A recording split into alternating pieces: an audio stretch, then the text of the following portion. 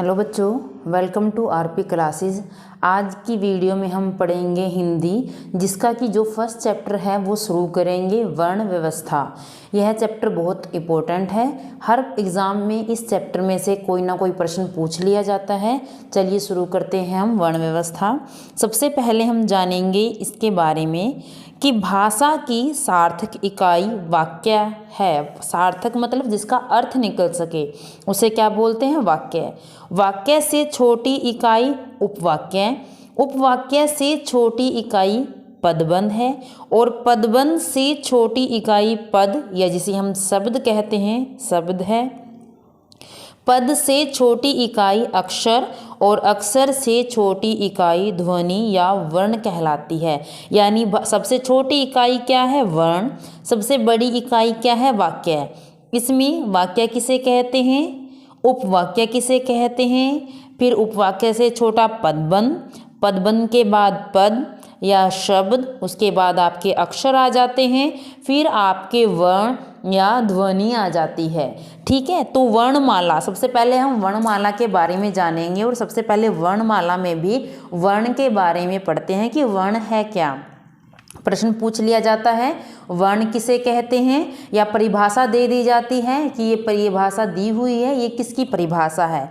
तो वर्ण की परिभाषा या वर्ण किसे कहते हैं? भाषा की सबसे छोटी इकाई ध्वनि है। इस ध्वनि को ही क्या कहते हैं? वर्ण कहते हैं। भाषा की सबसे छोटी इकाई क्या है? ध्वनि, और इस ध्वनि को क्या कहते हैं? वर्ण कहते हैं।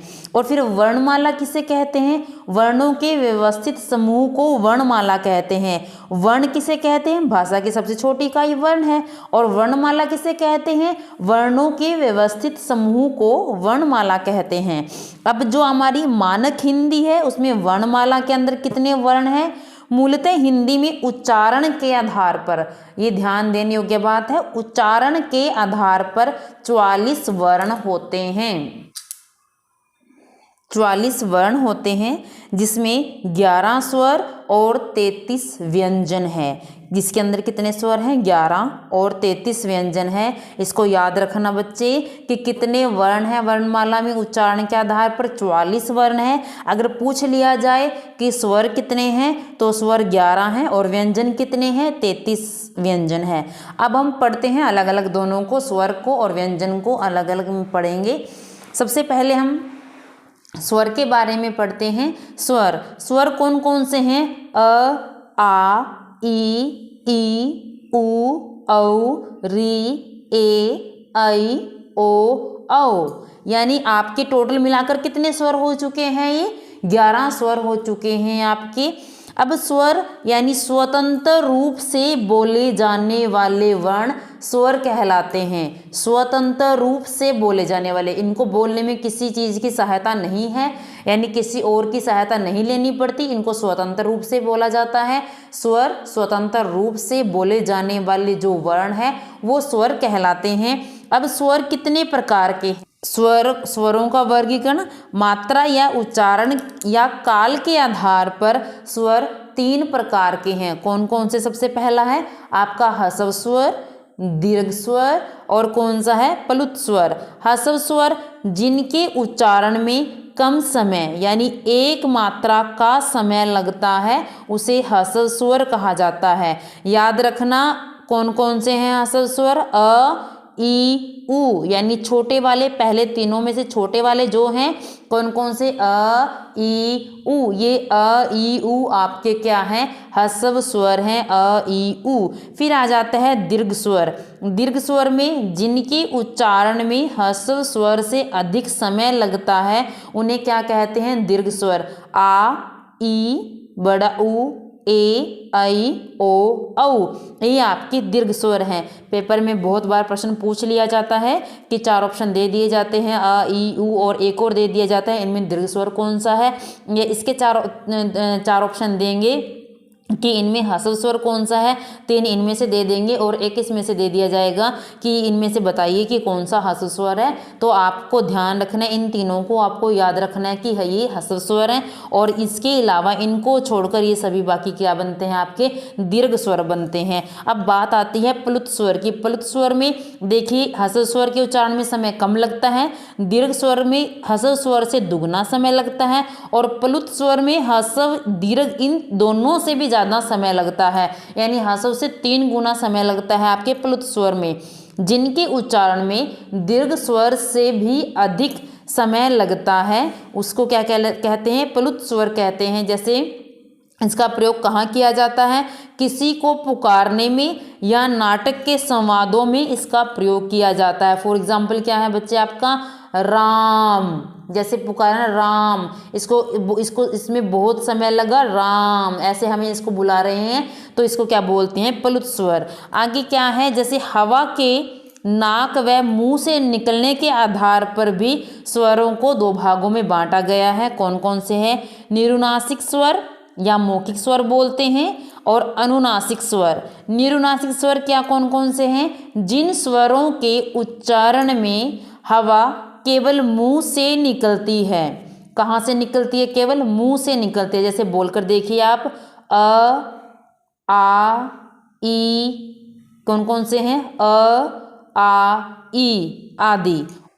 अनुनासिक स्वर यानी जिन स्वरों के उच्चारण में हवा नाक से भी निकलती है। जैसे बोलकर देख लीजिए, अ, आ, ई आदि। इनको ध्यान रखना कि निरुनासिक कौन है, अनुनासिक स्वर कौन से हैं। इसके बाद हम पढ़ेंगे व्यंजन। व्यंजन क्या है, जो स्वर थे, स्वर को स्वतंत्र रूप से बोला जाता था, उनके लिए किसी की सहायता नहीं लेनी पड़ती थी।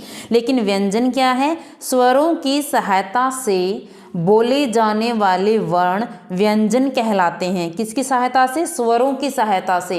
व्यंजन कैसे बोले जाते हैं, स्वरों की सहायता से बोले जाने वाले वर्ण व्यंजन कहलाते हैं। इनकी संख्या कितनी है, 33 है। इनकी संख्या कितनी है, 33 है। जैसे कि एग्जाम्पल है, ये आपका क है, क कैसे बना है, क प्लस अ से बना है आपका क, यानी इसके नीचे हलंत लगा दिया जाए। यदि स्वर के बिना बोला गया तो अगर स्वर के बिना लिखा जाता है तो क के नीचे से हलंत लग जाता है, और प्लस अ कर दें तब जाकर बनता है आपका क। यानी इस प्रकार से स्वरों की सहायता से आपके क्या बने हैं, व्यंजन बने हैं।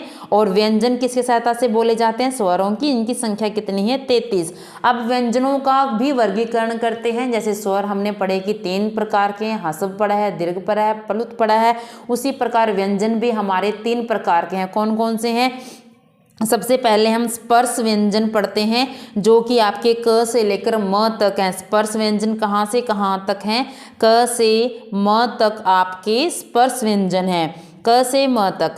जैसे क्या है इसका परिभाषा, अगर स्पर्श व्यंजन की पूछ ली जाती है तो क्या है, जिन व्यंजनों का उच्चारण करते समय हवा फेफड़ों से निकलते हुए मुंह के किसी स्थान विशेष, चाहे कंठ है, तालु है, मूर्धा है, दांत या होठ का स्पर्श करते हुए निकले, उसे क्या कहा जाता है, स्पर्श। क्योंकि उसको स्पर्श कर रही है इसलिए इसका नाम पड़ गया स्पर्श व्यंजन।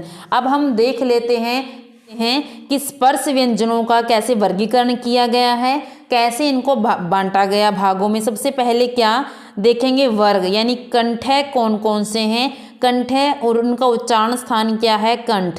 अब आप बोलकर देखिए, कंठ, मेरे साथ बोलिए, क की आवाज कहाँ से निकल रही है, जहां से आपको लग रहा है कि कंठ से निकल रही है, तो कंठ क, ख, ग, घ, अड़।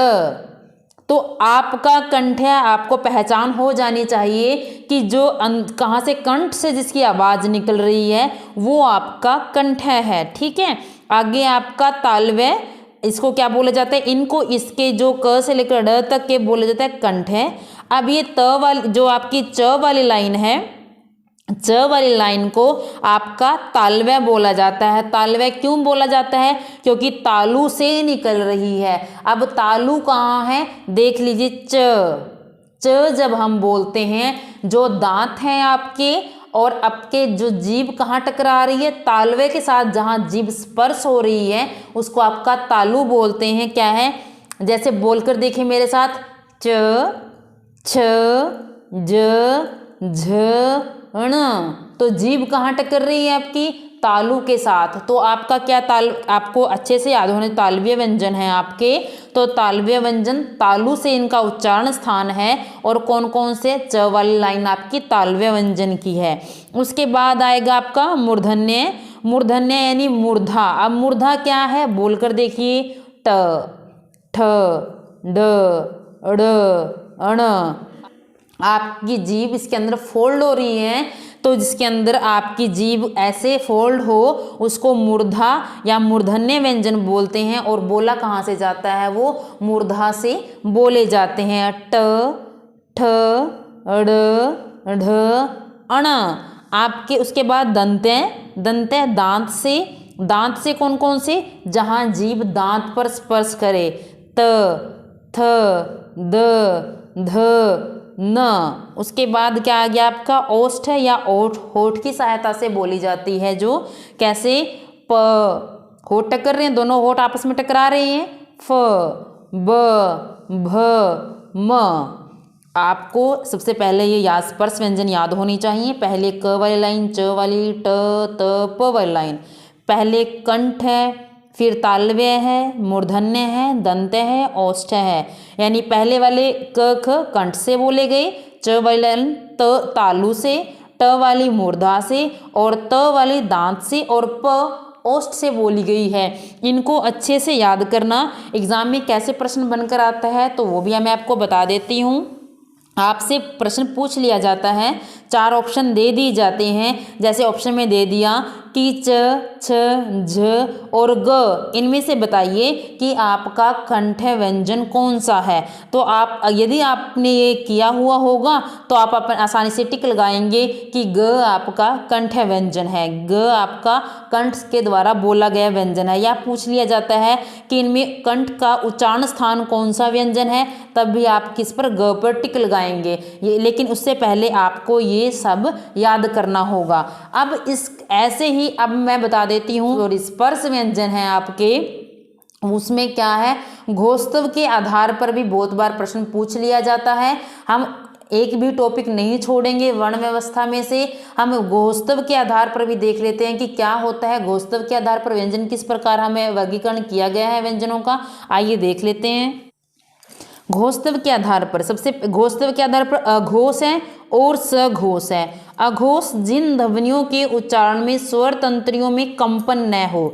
याद रखने के लिए सीधा सा कैसे याद रखना है, हर वर्ग का पहला और दूसरा व्यंजन, हर वर्ग का पहला और दूसरा व्यंजन आपका कौन सा है, हर वर्ग का पहला और दूसरा व्यंजन आपका कौन सा है, अघोष व्यंजन। सघोष व्यंजन जिन ध्वनियों के उच्चारण में स्वर तंत्रियों में कंपन हो, हर वर्ग का तीसरा, चौथा और पांचवा व्यंजन सघोष है। अब जो आपके स्पर्श व्यंजन है मैंने उनमें बताया हुआ भी है कि किस प्रकार से आपके कौन कौन से अघोष हैं और कौन कौन से सघोष हैं, वो भी देख लीजिए एक बार। देखिए मैंने अभी बताया कि अघोष व्यंजन कौन से हैं, हर वर्ग का पहला और दूसरा कौन सा है, अघोष। ये देख लिए अघोष लिखा हुआ है, अघोष लिखा हुआ है, हर वर्ग का पहला, हर वर्ग का दूसरा। उसके बाद सघोष हर वर्ग का तीसरा, चौथा और पांचवा। अघोष हर वर्ग का पहला दूसरा, सघोष हर वर्ग का तीसरा, चौथा और पांचवा आपका। अब महाप्राण और अलप प्राण भी यहीं देख लीजिए। अलप प्राण और ये प्राणतव के आधार पर होते हैं। अलप प्राण क्या है, हर वर्ग का पहला, तीसरा और पांचवा, हर वर्ग का पहला, तीसरा और पांचवा। यानी जैसे ये हर वर्ग है, तीसरा, चौथा और पांचवा, 5 वर्ग हैं इसमें। जो अलप प्राण है हर वर्ग का पहला, तीसरा और पांचवा है। मतलब क ग अड़, च ज अण, ट ढ अण, त त द न, प ब म। और महाप्राण हर वर्ग का दूसरा और चौथा, हर वर्ग का दूसरा और चौथा, यानी 24 तो महाप्राण है और 135 याद रखने के लिए बता रही हूँ कि यदि आपको अलग प्राण करना है 135 के अनुसार याद कर लेना। और आपका महाप्राण 24 है, अघोष 12 है, 12 यानी 1 2 12 बन गए, और सघोष 345 हैं। इसको ऐसे भी याद कर सकते हैं अगर आपको अच्छे से याद करना है। इसके बाद हमारा दूसरे नंबर का है, कौन सा है, अंतस्थ व्यंजन। अंतस्थ व्यंजन के अंदर हम देखेंगे क्या होते हैं अंतस्थ व्यंजन। दूसरे नंबर पर जिन वर्णों का उच्चारण पारंपरिक वर्णमाला के बीच अर्थात स्वरों व व्यंजनों के बीच स्थित हो। अंतस्थ व्यंजन 4 हैं, य, र, ल, व। जब हम बोलेंगे अंदर से आवाज आती है, बोलकर देखिए, य, र, ल, व।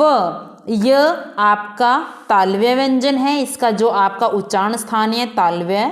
र वत्सर्य, ल भी वत्सर्य, और व दंतोष्ठ है, यानी ऊपर के दांत और निचला होठ। दंतोष्ठ है, दंत प्लस ओष्ठ से बना है, ऊपर के दांत और निचला होठ आपका क्या है, व। याद रखना अंतस्थ व्यंजन पेपर में पूछ लिया जाता है। अंतस्थ व्यंजन कौन कौन से हैं, तो आपको लिखना है य, र, ल, व आपके अंतस्थ व्यंजन है। आपका थर्ड वाला कौन सा है, उसम या संघर्षी, उसम या संघर्षी व्यंजन। अब देख लेते हैं कि उसम या संघर्षी व्यंजन कौन कौन से हैं। जिन व्यंजनों का उच्चारण करते समय वायु मुख में किसी स्थान विशेष पर घर्षण या रगड़ खाकर निकले, उष्म या गर्मी पैदा करे। कहाँ से निकला है ये शब्द उष्म और संघर्षी, क्योंकि ये संघर्ष करके निकल रहे हैं। उष्म यानी रगड़ खाकर ये बाहर निकलते हैं। कौन कौन से हैं, श, श, स, ह, यानी तीनों प्रकार के श और ह, तीनों प्रकार के श और ह। वर्ग कौन कौन से, श तालव्य, श मूर्धन्य, स वर्तस्य और ह स्वर तंत्री है। उच्चारण स्थान तालु, मूर्धा, दंतमूल, स्वर यंत्र। आपसे संघर्षी या उसमें पूछ लिया जाता है व्यंजन, तो आप तीनों स और ह ये याद रखना है आपने। अब थोड़ा सा और बता दे, उत्क्षिप्त व्यंजन कौन कौन से हैं आपके इसमें देख लीजिए, ढ़ और ढ, ये दोनों आपके उत्क्षिप्त व्यंजन हैं। फिर और य और व को क्या बोला जाता है, अर्ध स्वर भी बोला जाता है। य और व को क्या बोला जाता है, आपका अर्ध स्वर भी बोला जाता है। फिर आप थोड़ा सा जो कहीं बहुत बार एग्जाम के अंदर ये पूछ लिया जाता है और बहुत बार पूछा हुआ है, मैंने बहुत बार ये प्रश्न देखा है एग्जाम के अंदर, कि आप बता दीजिए लुंठित स्वर, लुंठित व्यंजन कौन सा है और पार्श्विक व्यंजन कौन सा है। लुंठित और पार्श्विक व्यंजन के बारे में बहुत बार एग्जामिनर पूछ लेता है। लुंठित किसको बोला जाता है, र। लुंठित आपका र है, र। और र के अंदर आपकी जीभ देखिए, र आपकी जीभ फोल्ड होती है। ल के अंदर आपकी जीभ स्पर्श करती है, इसलिए इसको पार्श्विक बोला जाता है। र को आपको लुंठित आपका व्यंजन बोला जाता है। मोस्ट इंपॉर्टेंट चीज़ है दोनों, बहुत बार एग्जामिनर ये चीज़ पूछ लेता है। बहुत से कंपटीशन एग्जाम में आपके पास ये चीज़ आ चुकी है। वह किसे कहा जाता है, अयोग वह में क्या क्या आता है। अयोग वह के अंदर क्या आता है बेटे, एक तो अनुस्वार आता है और एक आपका विसर्ग आता है। अनुस्वार क्या है, ये जिसके अंदर ऊपर बिंदी लगी है, और विसर्ग जैसे ये दो बिंदियां जिसके अंदर लगी हैं वो आपका विसर्ग आ जाता है। एक आपका क्या रह जाता है, संयुक्त व्यंजन। संयुक्त व्यंजन भी बहुत बार प्रश्न पेपर में पूछ लिया जाता है आपको। उसमी व्यंजन, अंतस्थ व्यंजन और साथ में तीसरा ये है क्या, संयुक्त व्यंजन। मोस्ट इंपॉर्टेंट चीज है आपके। इसके अंदर आपके 4 हैं, क्ष, त्र, ज्ञ, श्र। क्ष क प्लस श से बना है, त्र त प्लस र से बना है, ज्ञ ज प्लस ण से बना है, श्र श प्लस र से बना है। इसे भी याद रखना है कि क्ष किस किस आपके उसे व्यंजन के मेल से बना है, त्र किससे बना है, ज्ञ और श किससे बना है। एक इसकी कहाँ जरूरत होती है, आपके शब्दकोश में। अगर आपको शब्दकोश देखना आता है या सीखना भी है तो कैसे देखा जाता है शब्दकोश। शब्दकोश के अंदर क्ष आपको कहाँ मिलेगा, यदि आपको पेपर में पूछ लिया जाता है कि क्ष कहाँ मिलेगा तो आपको कहाँ देखना है, जहाँ क वाली लाइन होगी वहाँ आपका क्ष मिलेगा। जहाँ त वाली लाइन होगी, ज वाली लाइन होगी, श वाली लाइन होगी, वहाँ आपका श मिलेगा। यानी ये भी इंपॉर्टेंट चीज़ है। ये किस किस से बनकर मिलकर बने हैं, इसको भी अच्छे से याद करना है। आज की मेरी वीडियो इतनी ही थी। आपको मेरी वीडियो कैसी लगी प्लीज़ ज़रूर बताएं। चैनल को शेयर कीजिए, सब्सक्राइब कीजिए और लाइक कीजिए। Thank you.